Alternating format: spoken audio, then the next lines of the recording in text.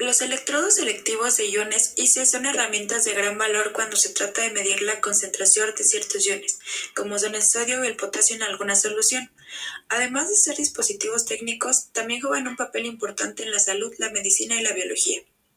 Los IC permiten medir estos iones de manera rápida y precisa. Además, pueden usarse en pequeñas muestras biológicas como sería sangre y orina. Para que nosotros podamos entender de mejor manera a los electrodos de iones selectivos, debemos entender su fundamento. El fundamento de este método de cuantificación es la medición de la diferencia de potencial.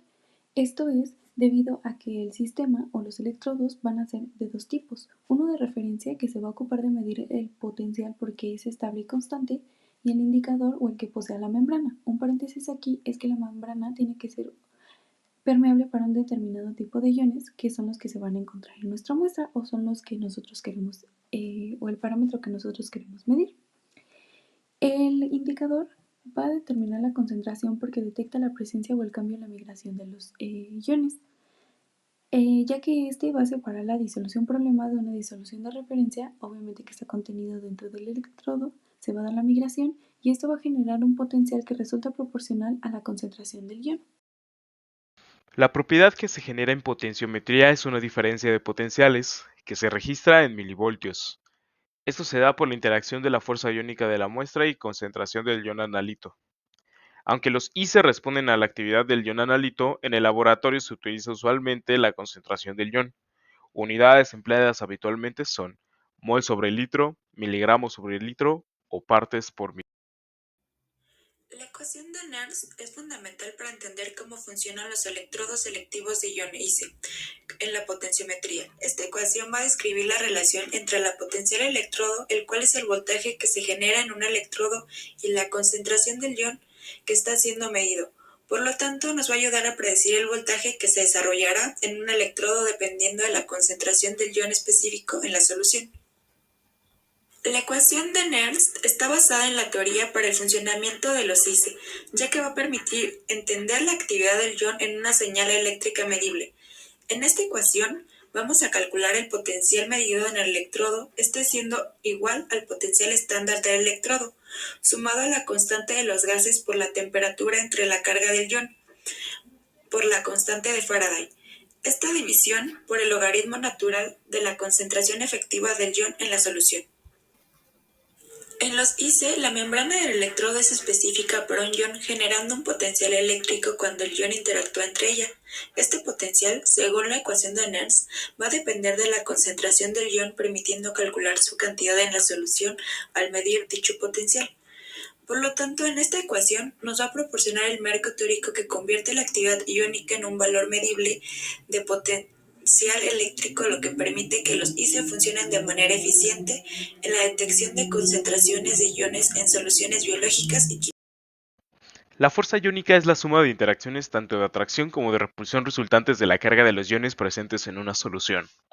En una solución con alta fuerza iónica, estas interacciones son mayores. Esto puede causar diferencia en el potencial medido, ya que los electrodos de un potenciómetro responden a la actividad iónica.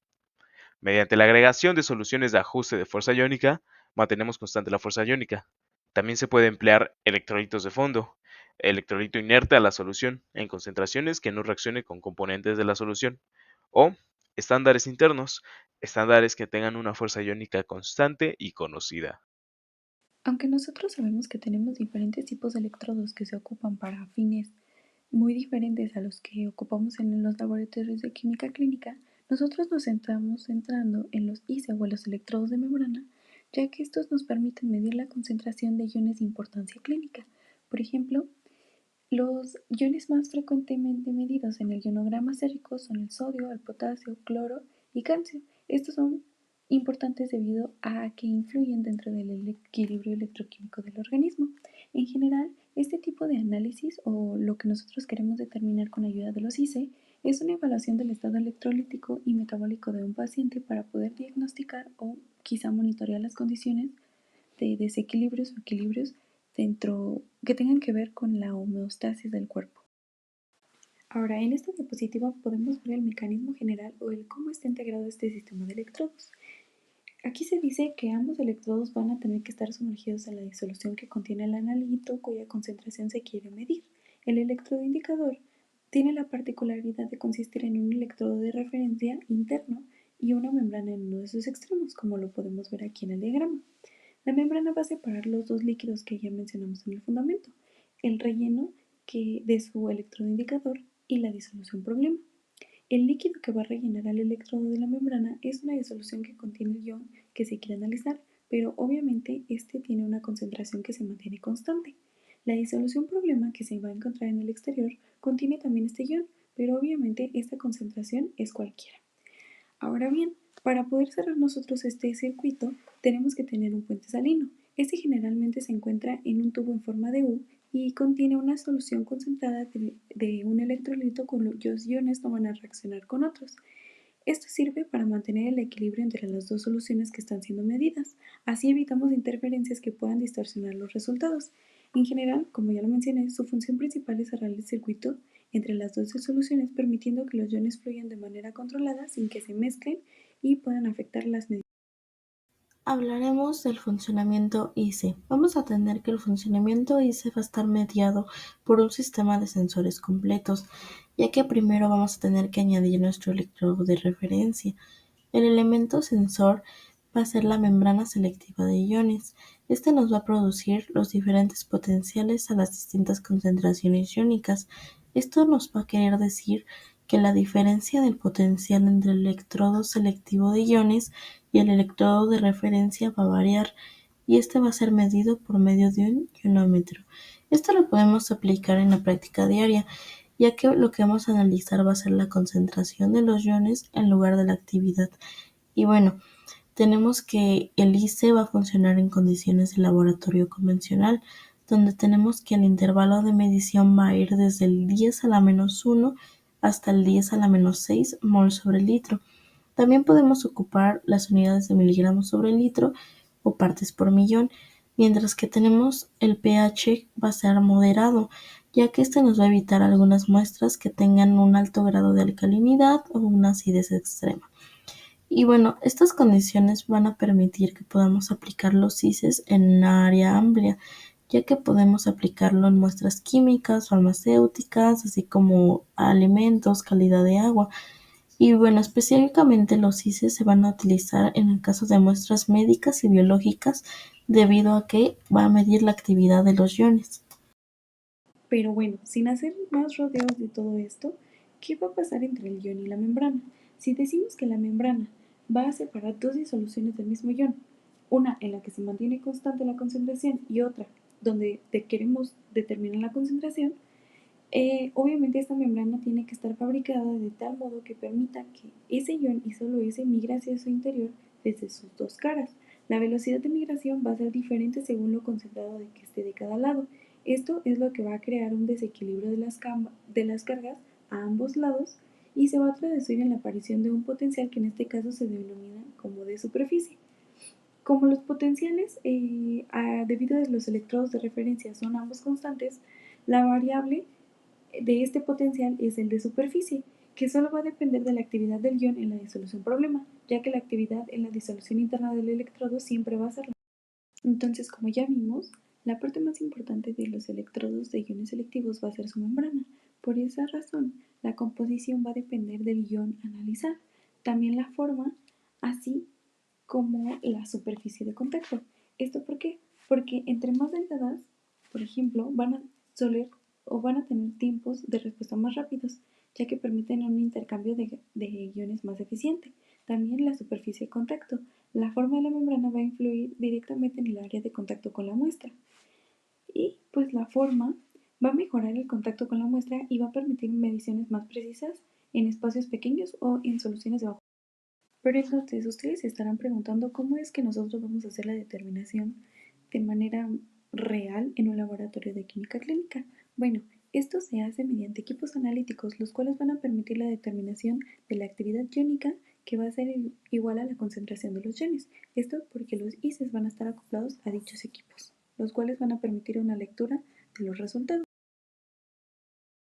Dentro de esos equipos analíticos contamos con dos: los automatizados, que realizan todas las etapas del análisis de manera automática, y los semiautomatizados, que requieren intervención manual en algunas etapas. Un equipo de ion selectivo para química clínica incluye el electrodo de referencia, el electrodo selectivo y un sistema de medición que interpreta el potencial generado.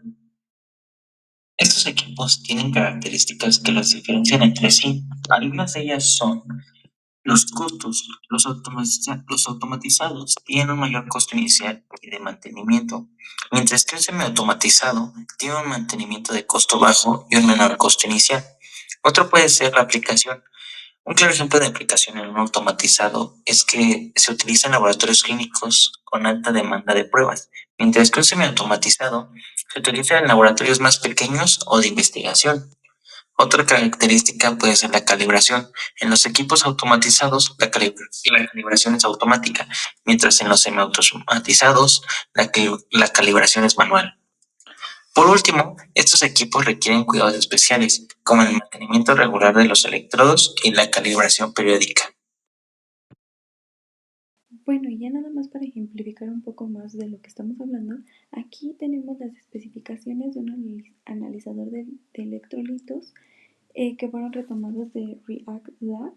Y pues aquí podemos ver los parámetros de operación, es decir, el rango de medición en diferentes tipos de muestra biológica como es la sangre y la orina. También tenemos el tipo de muestra, o sea, nos va a indicar qué tipo de muestra podemos analizar. Por ejemplo, la sangre total, plasma, suero u orina. El método de medición es a través de electroquímica y es por medio de los IC directos. En la siguiente diapositiva lo único que nos va a mostrar es el tipo de, o sea, qué concentración va a medir de los iones y aparte cuál es el control de calidad interno por el cual estos aparatos van a tener unos resultados confiables, que es a través de las gráficas de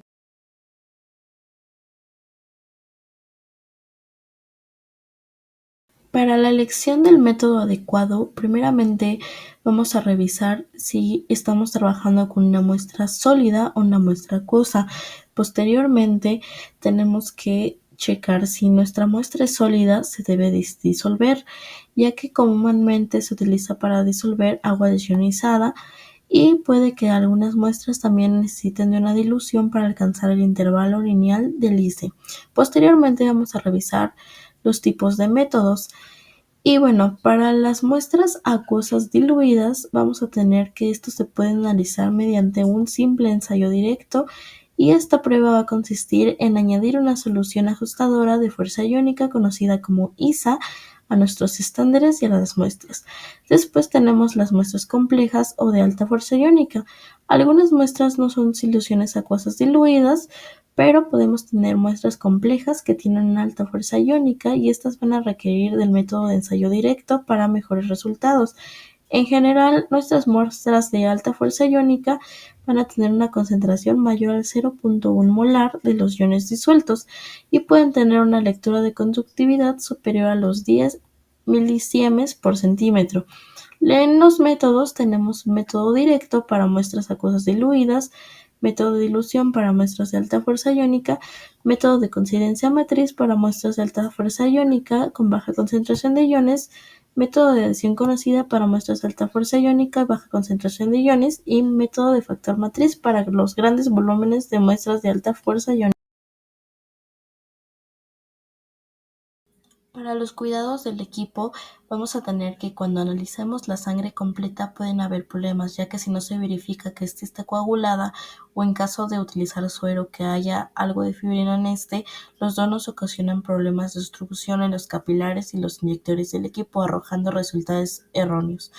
Va a ser muy importante que después de cada jornada realicemos una limpieza con una solución. Un ejemplo de una solución limpiadora es la Daily Rinse Kit, que va a ser un reactivo desproteinizante especial que va a mantener el equipo en condiciones óptimas. Va a ser conveniente aplicar los limpiadores de agua externos, ya que estos van a limpiar los residuos de muestra que puede ocasionar después de cada uso. Los limpiadores deben de ser cambiados cada 100 muestras de suero o plasma. Para el uso de los anticoagulantes, pues tenemos que saber las propiedades de cada uno. Por ejemplo, el EDTA no se puede utilizar para este método porque, como sabemos, el EDTA es un anticoagulante con propiedades quelantes muy fuertes. Entonces, lo que va a suceder es que el EDTA por sus altas concentraciones de cationes, va a secuestrar, por así decirlo, a nuestros iones de interés. Entonces, por esa razón no podemos utilizarlo porque va a afectar al final de cuentas la concentración de estos. El que se utiliza y el anticoagulante más recomendado para la determinación de los iones sería el de heparina. ¿Por qué? Porque sus mínimas propiedades quelantes va a hacer que su interferencia con el agua sea muy mínima, así como sus bajas concentraciones de cationes. Bien, ahora vamos a ver lo que pasa con muestras hemolizadas. Normalmente este problema o este error es considerado el error preanalítico pues más común que afecta a las determinaciones bioquímicas. Esta hemólisis interfiere en las determinaciones a través de varios mecanismos, si bien modificando la concentración del analito o interfiriendo directamente en su medición. En este caso, pues la liberación del contenido intracelular de los mismos eritrocitos va a aumentar las concentraciones de algunas sustancias que se encuentran en el interior, como es el caso del potasio, del folato, del aspartato aminotransferasa y lactato deshidrogenasa, entre otros. O bien por el contrario, va a disminuir la concentración de aquellas sustancias presentes en poca cantidad en su interior, como es el caso del sodio o el cloro. Y esto se debe al efecto de dilución que se produce en dichas magnitudes. Como pues se ha mencionado, pues la liberación de la hemoglobina u otros componentes intracelulares también puede causar degradación del analito, pues el que queremos determinar. Eso fue todo por parte del equipo 3 y 4. Muchas gracias por su atención y cualquier duda o aclaración sobre la presentación que acabamos de explicar, pues pueden dejar su comentario en el video de YouTube.